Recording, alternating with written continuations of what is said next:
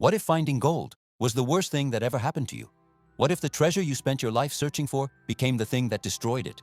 Today, we're counting down 13 treasure hunters who struck gold and lost everything. Their fortunes, their families, their minds. And number one, his discovery is worth billions today, but he died penniless, alone, forgotten. I'm your host at Ominus, where greed has a price tag. Let's begin. Number 13, Mel Fisher, the gold that came too late, 1985. After 16 years of searching, Mel Fisher finds it, the Atocha, a Spanish galleon that sank in 1622, loaded with emeralds, silver, gold, $450 million worth. He's vindicated, he's rich, he's famous. But here's what they don't tell you, the cost. His son, his daughter-in-law, dead, drowned during the search years earlier when their salvage boat capsized. Mel kept going, obsessed. His marriage strained to breaking, his other children estranged. By the time he found the treasure, he'd sacrificed everything that mattered. He died in 1998, wealthy on paper. But the interviews near the end? He talked about his dead son, not the gold. The Atocha made Mel Fisher a legend, but legends aren't always happy endings. Sometimes they're just expensive. Number 12, Tommy Thompson, the fugitive treasure hunter, 1988. Tommy Thompson discovers the SS Central America, the ship of gold. Sank in 1857 carrying 3 tons of California gold, worth over $100 million when found. Tommy's a genius, engineer, deep-sea recovery expert, hero. Until he isn't, investors want their cut. Tommy disappears with the gold. 2012. He's a fugitive, living under a fake name in Florida with his girlfriend. Caught in 2015. Refuses to say where the gold is. Jailed for contempt of court. He's been in jail for years now. Won't talk, won't cooperate. The man who found one of the greatest treasures in history is sitting in a cell. The gold? Still missing. Tommy chose prison over sharing. That's not treasure hunting. That's madness. And madness doesn't negotiate. Number 11. Forrest Fenn, the treasure that killed 5 people, 2010. Forrest Fenn, an art dealer and millionaire, hides a chest somewhere in the Rocky Mountains. Bronze, filled with gold coins, jewelry, artifacts, worth over $1 million. He publishes a poem, a map, clues. Thousands search. 5 people die trying to find it. Randy Billiou, vanished, found dead months later. Jeff Murphy, drowned. Paris Wallace, fell, died. Eric Ashby, avalanche. Pastor Wallace, disappeared, never found. Families beg Fenn to stop. He doesn't. Says the treasure is worth the risk. 2020, someone finds it. Fenn won't say who, won't reveal the location. Dies a few months later. The finder remains anonymous. 5 people dead, families destroyed. And Fenn called it an adventure. That's not treasure. That's a body count with a bronze box at the center. And look, if you're already hooked on these stories, do me a favor. Hit that subscribe button, because we dive into the darkest corners of history every single week. Mysteries, curses, disasters, the stuff that keeps you up at night. You don't want to miss what's coming. Number 10, Johann Jakob Astor IV, the richest man on the Titanic, 1912. John Jacob Astor IV is worth $87 million. That's over $2 billion today. Real estate, treasure investments, gold. He's one of the richest men in the world, and he's boarding the Titanic, first class, with his pregnant teenage wife. He's 47, she's 18. The scandal of New York society. April 15th, the ship hits the iceberg. Astor helps women and children into lifeboats, asks if he can join his wife. She's pregnant, denied. Men stay behind. His body is recovered days later, crushed, covered in soot. In his pockets, gold pocket watch, hundreds in cash, diamond cufflinks. His treasure bought him everything, except a seat in that lifeboat. His wife survives, gives birth to his son. But Astor? The man who had everything drowned in freezing water surrounded by gold he couldn't spend. Number 9, Francisco Pizarro, conquered the Inca, murdered by his own men, 1532. Francisco Pizarro conquers the Inca Empire, captures Emperor Atahualpa, demands ransom. A room filled with gold, another with silver. The Incas deliver 13,000 pounds of gold, twice that in silver. Pizarro takes it, then executes Atahualpa anyway. The gold flows back to Spain. Pizarro becomes a governor, wealthy, powerful, untouchable. 1541, his own men turn on him. A faction loyal to a rival storms his palace. Pizarro fights, surrounded, stabbed. He draws a cross on the floor in his own blood, kisses it, then dies. The man who stole an empire's worth of gold died bleeding on the floor of his own home, betrayed. The treasure didn't protect him, it painted a target. And when you're soaked in that much blood and gold, someone always comes for you. Number 8, Hernán Cortés, the conqueror who lost everything twice. 1519. Hernán Cortés arrives in Mexico, defeats the Aztec Empire, seizes Tenochtitlan. The city is drowning in gold, temples, masks, jewelry, statues. Cortés melts it down, ships it to Spain. Keeps a fortune for himself. He's a legend, a conqueror, untouchable. Except he's not. King Charles V doesn't trust him, strips him of power. Cortés spends years fighting legal battles, trying to reclaim his status. His wealth drains. He returns to Spain, broke, bitter, forgotten, dies in 1547, poor, buried in an unmarked grave. Later, his remains are moved, lost, found, moved again. His bones are still being shuffled around. The man who conquered an empire can't even rest. The gold he stole bought him nothing but paranoia and lawsuits. And in the end, even his grave wasn't his own. Number 7, Victor Lustig, the man who sold the Eiffel Tower, twice. Okay, Victor Lustig wasn't technically a treasure hunter, but he understood greed better than anyone. 1925, Paris. Lustig reads that the Eiffel Tower needs repairs. Expensive. He poses as a government official, invites scrap metal dealers, tells them France is selling the tower. Secretly. Embarrassing. Keep it quiet. One dealer bites, pays Lustig a bribe for the contract, thousands. Lustig vanishes. The dealer is too embarrassed to report it, so Lustig does it again, sells the tower a second time, eventually caught. But not for that, for counterfeiting. Dies in Alcatraz, 1947, penniless. The man who sold the Eiffel Tower twice ended up in a cell. His treasure? Fake. Just like everything else, greed punishes everyone, even the con men. Now here's the thing. We're only halfway through this list and it keeps getting darker. If you're getting value from this, just tap that like button real quick. It genuinely helps us keep making these videos. And drop a comment. Tell me which treasure hunter's downfall shocked you most so far. I read every single one. Number 6, Heinrich Schliemann, the man who found Troy and destroyed his family, 1870s.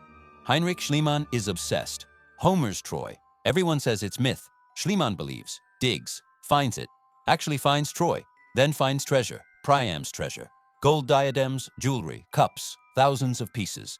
He smuggles it out of Turkey, takes it to Germany, becomes famous, a hero. But his obsession destroyed his family. Divorced his first wife, married a Greek teenager, treated her like a prop, put the treasure on her, took photos. She hated him. His children barely knew him. He died in 1890, ear infection. The treasure disappeared during World War II, likely destroyed or lost. Schliemann found the archaeological discovery of the century, and it gave him nothing.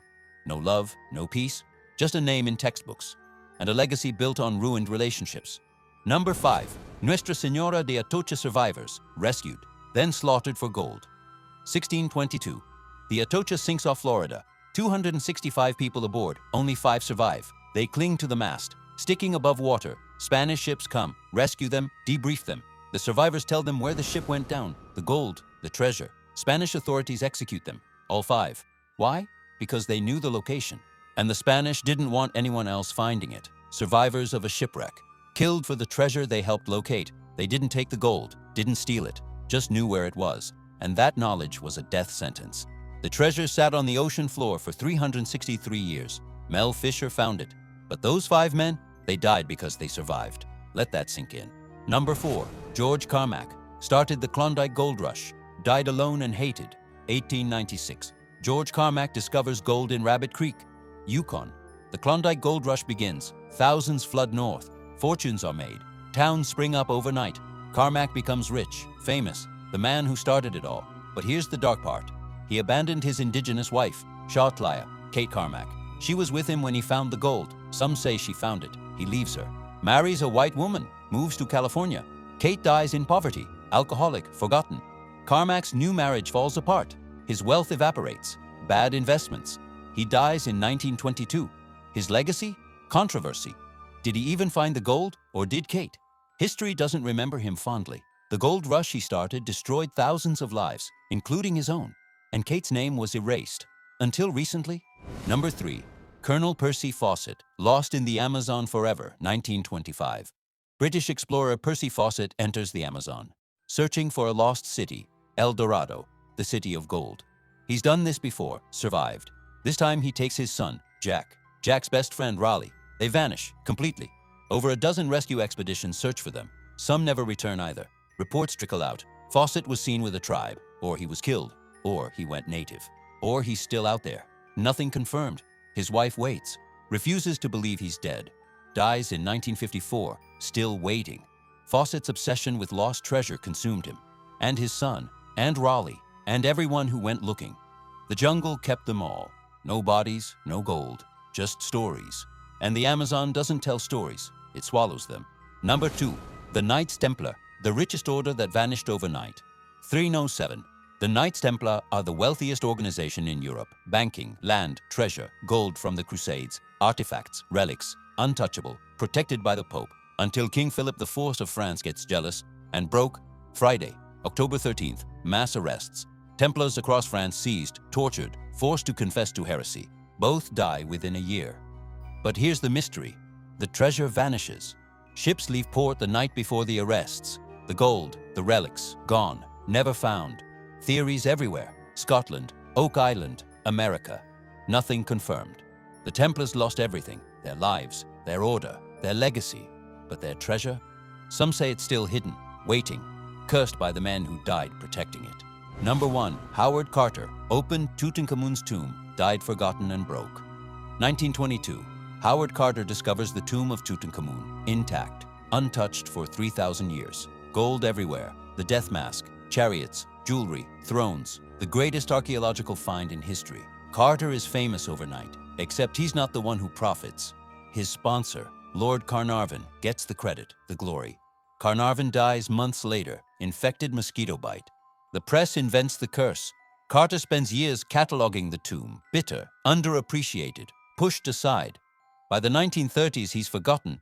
No university position, no honors. He dies in 1939, broke. His obituary is short, buried in a regular cemetery, not Westminster Abbey. The man who found King Tut is barely remembered. The treasure is in museums, worth billions.